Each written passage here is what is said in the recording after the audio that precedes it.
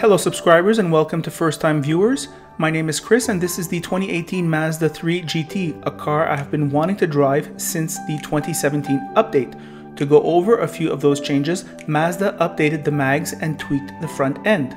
Mazda also tweaked the rear end of the hatchback only.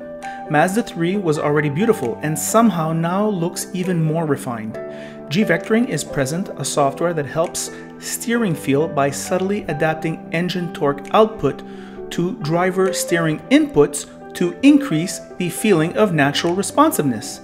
The biggest changes occurred on the inside with a new ergonomically tested steering wheel, increased sound insulation, a color coordination of panels depending of seat color chosen, and Mazda slightly modified the interior appearance, for example, increasing the luster on some of the surfaces. This attention to detail all works together to make the interior desirable. Take a look.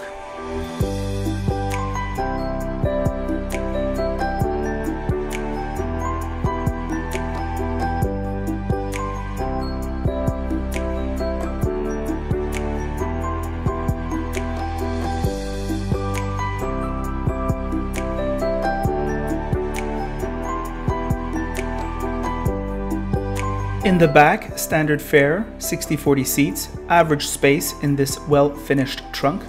In the back seats, although comfy, it was rather snug-fitting, sitting behind myself. It is a classic trade-off in the compact class, classy good looks at the expense of convenience. In front, the driver is in a roomy environment, uncharacteristic for Mazdas. High-quality leather, awesome steering wheel, and an ideal driving position, which really feels natural. A total absence of rattles, superior craftsmanship, and high-end materials gives one the impression of quality and luxury. The still noticeable road noise, not so much. On the GT, at $26,000 Canadian, it has two options, and I would definitely suggest the 2900 premium package with leather, Bose, heads-up display, and electric driving aids. Another interesting model for the budget crowd is the GS model with smaller engine and tires and heated seats and heated steering wheel for Canadian winters. Oh, and the suspension was revised to reduce harshness at low speeds, greatly appreciated. In fact, I felt the entire driving experience, with the exception of road noise, was next level shit. Quebecers really love Mazdas. There are so many on our roads, and why not? They simply get better all the time. Mazda is a company focused squarely on making stylish and fuel-efficient vehicles for the middle class, yet for some reason, the Quebec government, by way of Bill 104, wants to administer financial penalties to Mazda and others, in effect super taxing this fine brand, which in turn will have to pass on this added cost to us, Quebec's diminished middle class, making the things we want less affordable. It is worth mentioning. The engine is peppy enough and works well with Mazda's 6-speed automatic. Fuel economy on this model is 9 liters in the city and 6.7 liters on the highway, and you save a bit more with the IE loop at an increased cost. Not really worth it. The smaller engine does 8.4 liters in the city and 6.4 liters on the highway. Here are my brief thoughts on the road. Hello car lovers, driving the 2018 Mazda 3 GT in sedan form. Been wanting to drive this car ever since they redid it in 2017 a little bit. I mentioned already the improvements that they made in the overview. What stands out about this vehicle? Well, there's two things that stand out for me versus what it was before. Number one, actually three. Number one, I don't know why this interior feels even more tightly put together. I love this steering wheel. And also, I really like what they did to the suspension. They kind of like took off that edge. It's still taut. You feel it over Quebec's shitty roads. However, it's not as jarring as it used to be. It just feels right. A really wonderful suspension, high level. The other thing that stands out to me is the road noise.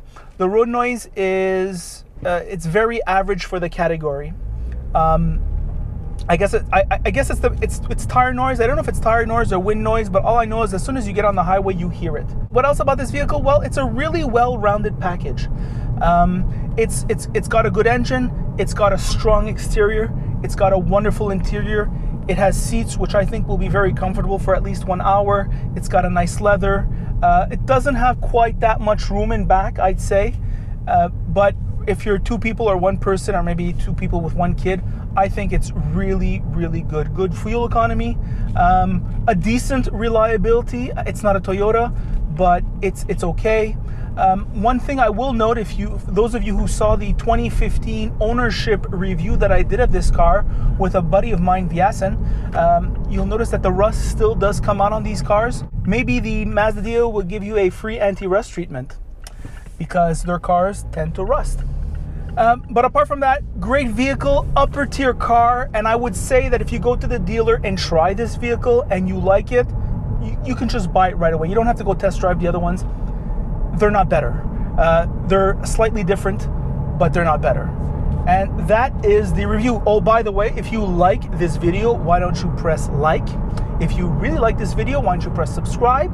And also, I do have Amazon affiliate links. When you want to buy things on Amazon, you can always go through the general purpose link in my video description.